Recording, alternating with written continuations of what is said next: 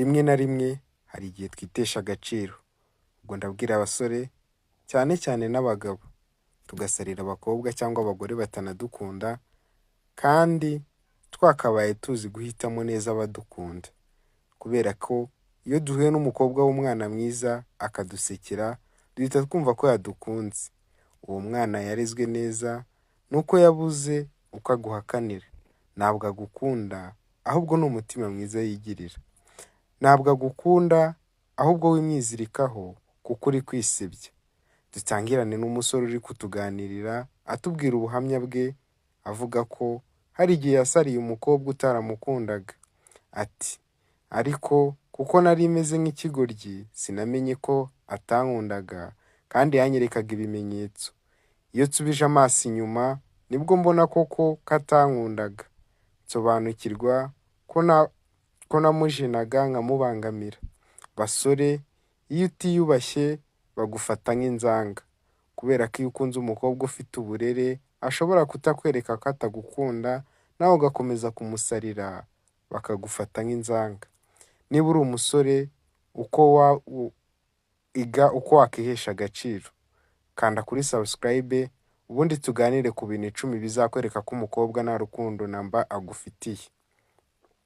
Ikimenyetso cya mbere kigaragaza ko umukobwa atagushaka, niwo umwandikira message nyinshi ziruta izo akwandikira. Niba ari wowe uvuga cyane kumurenza, menya ko uciriritse cyane ku rutonde rw'abatereta uwo mukobwa, kuko umukobwa ugukunda akwandikira message nyinshi kurenza izo wowe umwandikira. Uwo mukobwa uri kwandikira amagambo menshi akagusubiza make, nabwo ubona adafashije mbese adashinga, menya ko atagukunda. Ikimenyetso cya kabiri kikwereka ko umukobwa atagukunda ni umukobwa uganira ku bandi bagabo muri kumwe, cyangwa umukobwa ukuganiriza abantu bamutereta cyangwa abandi bagabo. Umukobwa muveho inzira z'ikigendwa kuko sabugukunda.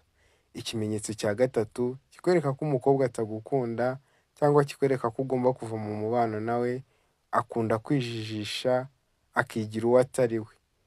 Wamukenera akajya gukwepa ngo sinari mpari, menya ko atagukunda kuko hari impamvu buriya aba akuzanaho utuntu tw'utunyanga. Rimwe na rimwe iyo umusabye ko muhura arakubwira ngo ndaza kureba ko nakubonera tayimu, ndaza kureba ko umwanya uri buboneke. Gusa sitwirengagije ko abakobwa batagira akazi, hari n'igihe baba bafite akazi, ahubwo iyo umukobwa agushaka aremera agasubika na gahunda zindi yari afite ariko mukabonana. Niba ubona uwo mukobwa nta mwanya aguha, menya ko atagukunda. Niba ubona kwijijishaho, menya ko nta rukundo agufitiye. Basore ndabarabuye namwe bagabo, ariko mwibutse gukanda subscribe, ukande like. Niba nawe uri umukobwa wisubireho uzabwira umuntu w'umusore ubona wagusariye kutamukunda ashaka urundi rukundo rwakiri kare. Ibintu byo gutendeka no kwijijisha, kugumisha umuntu mu kirere yizenga aragukunda kandi utamukunda si byiza. Wibuke gukanda like. Ikimenyetso cya kane umukobwa atajya ahisha cyangwa atamenya guhisha, iyo atagukunda akubaza ibibazo byo mu buzima bwawe ariko asa nk'aho abikwepakwepa, akakubaza ibidashinga. Gusa umukobwa ugukunda akubaza bicukumbuye ibibazo byo mu buzima bwawe bwite.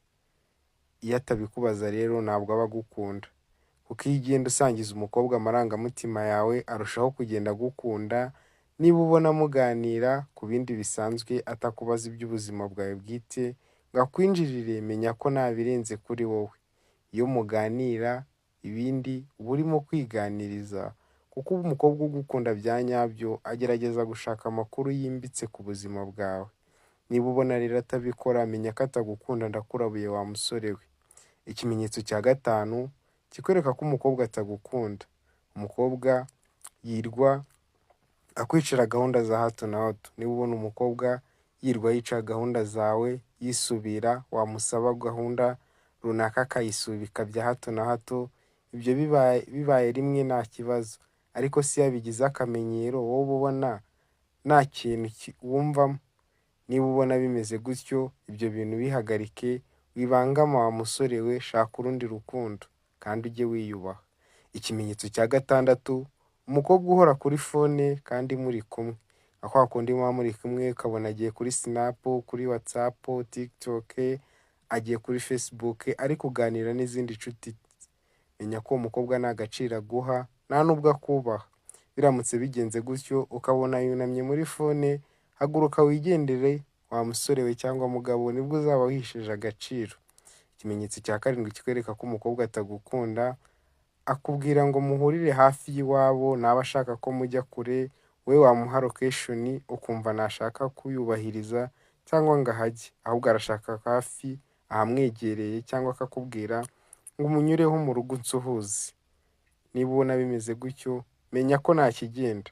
Ubusanzwe umukobwa niwe uhitamo mu bamutereta, niba utari kuri line ya mbere cyangwa ku murongo wa mbere, rero iyo mugiye guhura abara n'umwanya ari bukoreshe n'igihe biri bumutware, yakumva nta gaciro imbere ye akakureka cyangwa akakugora. Ariko iyo umusore amukunda nawe amukunda byahatari, amusabye ko bapanga bagahura, yakambuka n'igihugu ariko akajya kumureba. Rero mujye muva mu buzima bw'abandi, niba mutari number one mutazajya museba. Wikangiza igihe cyawe, ndakubujije wa musore we. Ikimenyetso cya munani kikwereka ko umukobwa atagukunda, ni umukobwa utajya wifuza ko muba muri kumwe uwa babiri mwenyine, kwa kundi muba muri kumwe nka kepo, muri kuganira mwasohokanye ahantu muri kunywa agakawa. Iyo umukobwa ubona atabishishikariye, mwajya guhura ukabona azanye n'undi muntu buri munsi, azanye n'inshuti ze, menya ko uwo mukobwa atagukunda.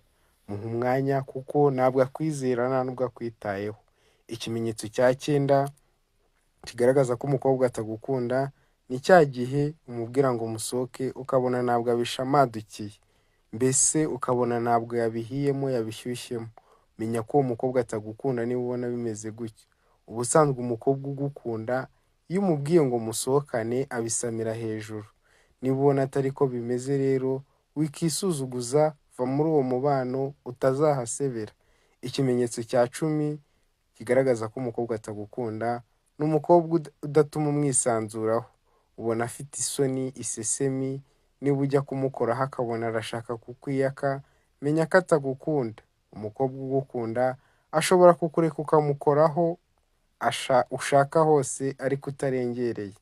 Ariko iyo umukozeho atagukunda ntabwo aba abishaka, arakubwira ngo ibyo bintu simbikunda, bibireke, ibyo ngibyo ni bibi, mbese akakumvisha impamvu zose adashaka kumukoraho. Mwaba muri kumwe mu muhanda, wamufata ku rutugu akakwiyaka, akakubwira ngo ubwo urabona abantu babibona gute. Ariko umukobwa ugukunda arakureka ukamwisanzuraho, aho wamukora hose ariko utarengereye, aba yumva nta kibazo. Gusa umukobwa utagukunda we no kumufata mu kiganza abandi babareba ntaba abishaka. Ubona bimeze gutyo rero menya ko atagukunda. Gusa simbabwiye ngo mujye murengera mu bakorakore, oya sibyo ndi kubigisha. Mujye mugira umuco kandi mugire ingeso nziza. Niba muri ibi bimenyetso hari icyo ujya ubona ku mukobwa utereta, muri kugende ureke kwisuzuguza, uwo mukobwa ntabwo agukunda. Wakoze kubana natwe, wibutse gukora subscribe, like na shares, duhurire mu biganiro byacu bikurikira. Ariko wibutse kudusangiza muri comment ikimenyetso waba uzi kuri umukobwa uzi ko mufitanye umubano, bakugira inama hakiri kare. Shalom.